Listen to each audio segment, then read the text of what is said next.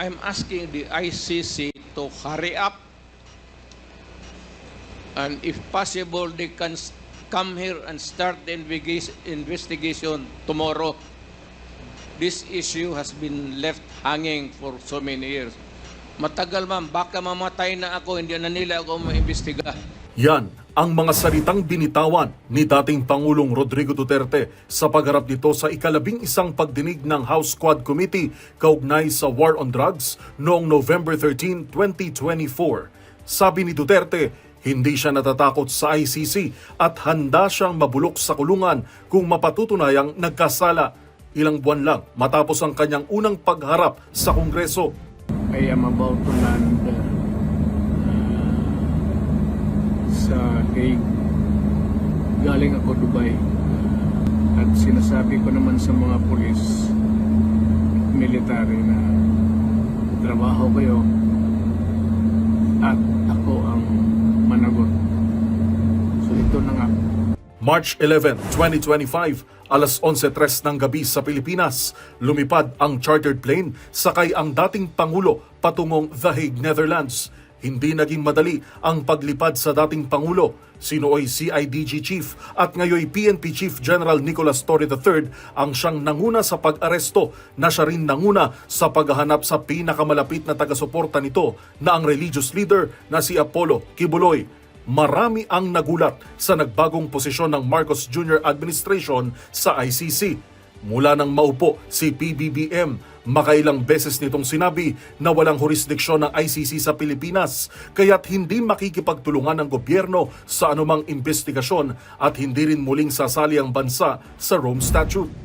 Okay, let me say this for the 100th time. I do not recognize the jurisdiction of ICC in the Philippines. I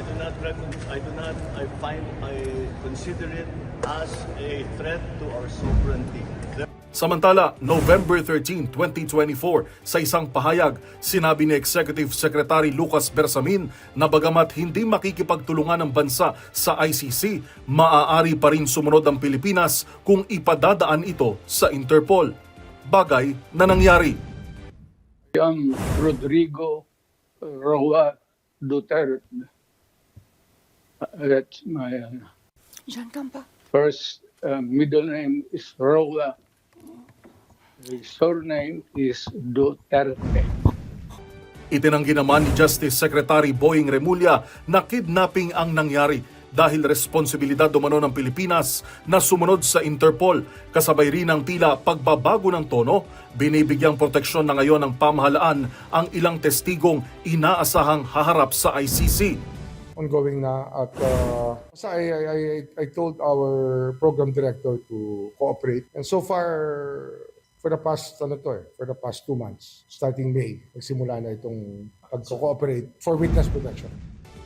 Higit 100 araw na mula nang makulong sa ICC ang dating Pangulo, tumatayong lead counsel ang British lawyer na si Nicholas Kaufman, habang associate counsel ang French ICC accredited lawyer na si Dov Jacobs. Ihaharap ng prosekusyon ang nasa 8,500 pahina ng written evidence, kabilang ang visual and audio evidence. Sa ngayon, hinihintay na lamang ang pagsisimula ng confirmation of charging cases laban kay FPRRD na itinakda sa Setyembre 23, 2025. Dito, maaaring i-contest ang kaso. Hiniling din ng kampo ang pansamantalang paglaya sa di pinangalanang bansa habang nakapending ang Crimes Against Humanity case ni Duterte. Magugunitang nahaharap ito sa kasong Crimes Against Humanity dahil sa madugong war on drugs noong miyembro pa ng ICC ang bansa at nang nagsilbing mayor ng Davao City mula November 1, 2011 at nang umalis ang bansa mula March 16, 2019. Sa pagtaya ng Human Rights Watchdogs, aabot hanggang 30,000 ang biktima ng war on drugs, mas maliit sa 6,000 datos mula sa pamahalaan. Ang tanong ngayon, masisimulan kaya ang paglilitis kung makukumpirma ang mga kaso? Gaano katagal mananatili si FPRRD sa ICC Detention Facility? At sasali kaya muli ang Pilipinas sa Rome Statute? Para sa The President's Agenda, ang ika-4 na sona ni Pangulong Ferdinand Marcos Jr., ito si Yuel Reyes, DZRH, una sa Pilipinas, una sa Pilipino.